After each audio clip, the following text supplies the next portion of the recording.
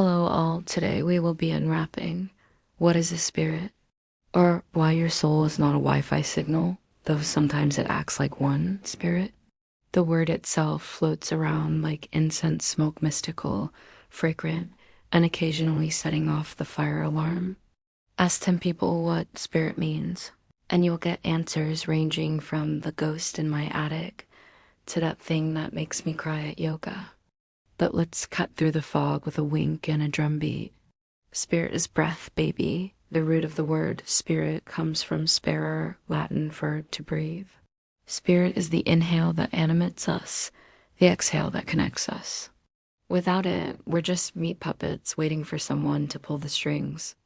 With it, we're poetry in motion, cosmic jazz riffing through the universe. Spirit is the spark. Think of spirit as the spark plug in the engine of existence.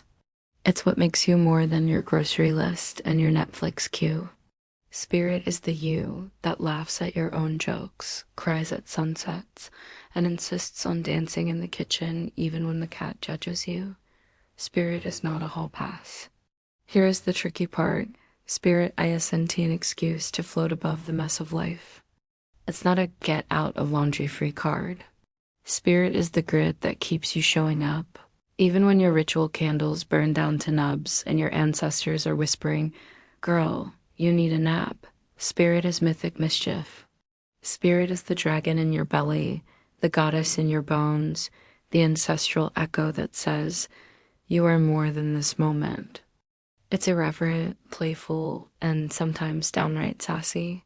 Spirit doesn't just guide, it teases, provokes, and dares you to compost the old and birth the new. Spirit is collective. Spirit isn't just personal, it's communal. It's the invisible thread weaving us together, reminding us that your laughter is medicine for me, and my ritual is a spark for you. Spirit is the cosmic group chat where everyone's invited, even your cranky neighbor. So, what is spirit? It's breath, spark, grit, mischief, and connection. It's the invisible Wi-Fi that keeps us logged into the great mystery. And like any good signal, sometimes it's strong, sometimes it's spotty, but it's always worth tuning into. Spirits are not just the ones rattling chains in old castles, though they do love a dramatic entrance. The visitors who brush against our lives are many ancestors, the ones who carried your DNA, your stories, and probably your stubborn streak. They show up in dreams, whispers, and uncanny family resemblances. Guides and guardians. Think of them as cosmic life coaches with better patience than your therapist. They nudge, protect, and occasionally smack you with synchronicity. Nature spirits. The rustle in the trees, the shimmer on the water, the dragonfly that insists on hovering by your nose. They remind us that the earth itself is alive and cheeky. Tricksters, mischief makers who keep us humble.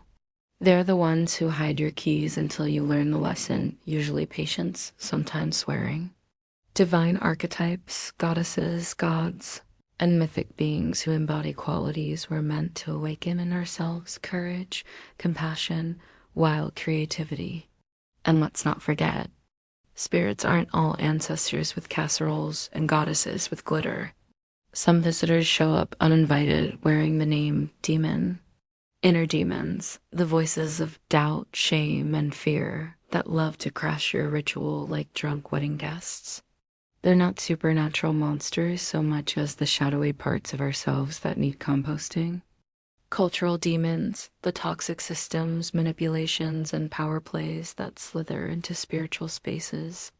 These are the ones you fiercely guard against, reminding women and everyone to keep their sovereignty intact. Mythic demons, trickster archetypes dressed in scarier costumes, they challenge, provoke, and force growth. Think of them as cosmic personal trainers, annoying, but they build muscle. Demons aren't just here to torment. They're mirrors, showing us what we most need to face. They remind us that spirit isn't only light and incense, it's also shadow and grit. And when you meet them with humor, ritual, and boundaries, they lose their teeth and become teachers. Need more help? check out the pros, healers, and spiritualists. Thanks for watching. DPC.